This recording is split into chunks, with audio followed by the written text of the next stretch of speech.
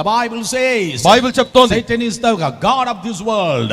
సాతాను ఈ యొక్క భూమికి ఆయన దేవుడై ఉన్నాడు. He is the prince of this world. వాడు ఈ భూమికి అధిపతి అయి ఉన్నాడు. Oh, he brings the natural calamities.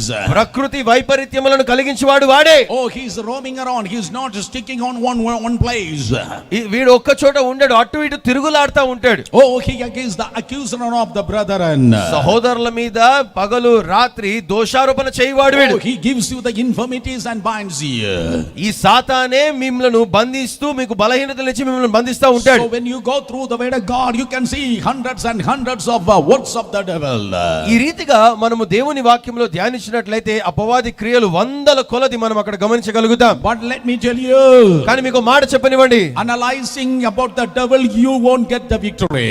అపవాది గురించి మనం ఒకవేళ విశ్లేషణ చేసాం అనుకోండి, ఎటువంటి విజయము ప్రాప్తించదు. But tonight let us resist the devil, let him flee from here. అయితే ఈ రాత్రి మనము చేయాల్సింది ఏంటంటే అపవాదిని మనము ఎదుర్కోవాలి, దాని ద్వారా వాడి నుండి Oh, resist the devil, let him free from here. వాడు మీ ఎదురు నుండి పారిపోవునట్లుగా అపవాదిని మీరు ఈ రాత్రి ఎదిరించండి.